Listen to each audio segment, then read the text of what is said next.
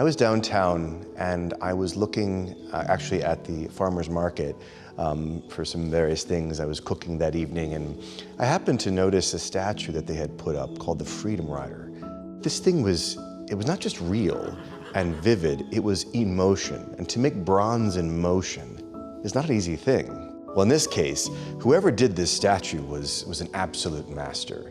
And that horse is alive and nostrils flaring, and Captain Jack is writing with papers.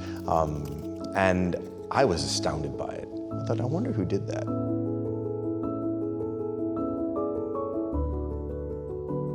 My name is Chaz Fagan. I'm an artist here in Charlotte. I was lucky to have a great childhood with a lot of different places and exposures, different things. For a bunch of years in my childhood, from age 5 to about 13, I was in Brussels, Belgium. My family lived there, my father's job was there, and it just meant that I was a little Belgian kid. And with that kind of exposure, I saw a lot of great things without even knowing it.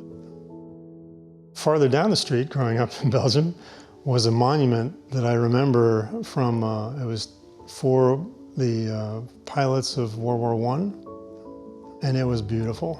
So imagine an early 1900s sculpture, so that classicism was in there with some energy and emotion, and it always hit me. So every time I walked past there, going to the park or whatever, I always loved it. And I know that struck me. But again, I had no intention of sculpting even. This Mr. Chaz Fagan, who had done a number of different things for presidents, busts, statues, things of that nature, and was also working on some Catholic things. And around the same time, talking about this, a friend of mine found some paintings that he greatly admired. One was by a man named Chaz Fagan. And somehow we got in touch with this man, realizing that he actually lived in our diocese, realizing that he was also a Catholic. And lo and behold, I thought, we have someone in our own backyard that's a Catholic that is that good. And so Father Gober got in touch with him to have him do an original painting of St. Bernadette for his parish up in the mountains. And I got a chance to meet him and began the conversation of, would you like to make a statue of St. Joseph?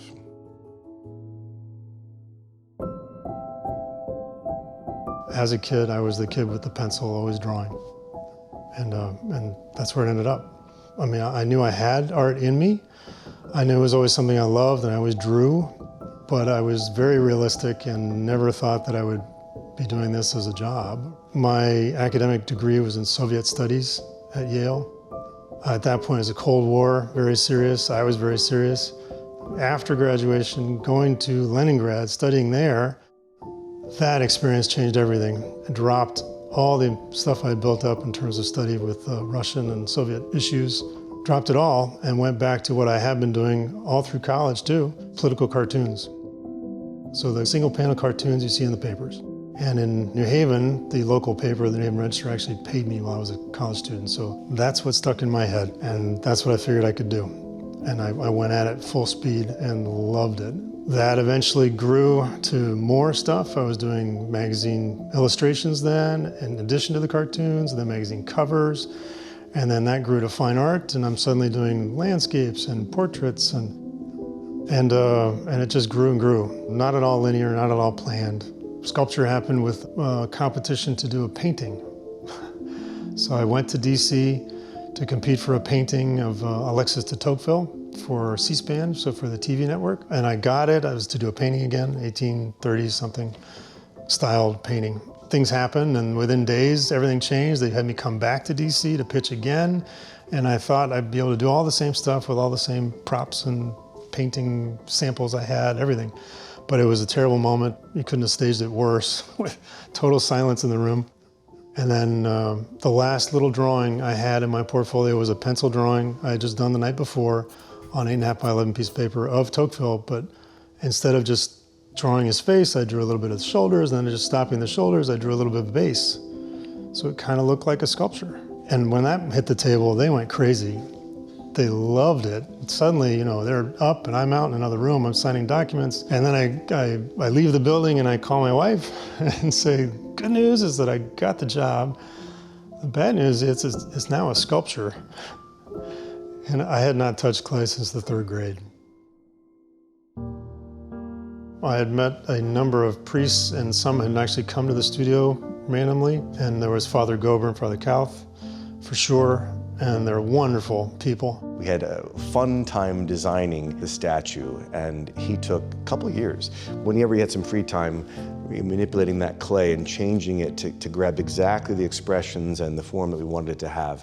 What we desired to have from the beginning is Joseph, a strong but silent, gentle man who is teaching his son how to use the instruments of his own trade. And so you have a hammer and you have a nail.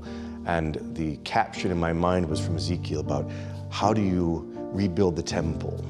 And that angel says to Ezekiel, place your heart here and look, and I will show you how to rebuild the temple. And there's our Lord knowing how he's going to rebuild the temple. Not with a hammer and nail and wood to make a house, to make a temple, but with a hammer and nail and wood to win our salvation.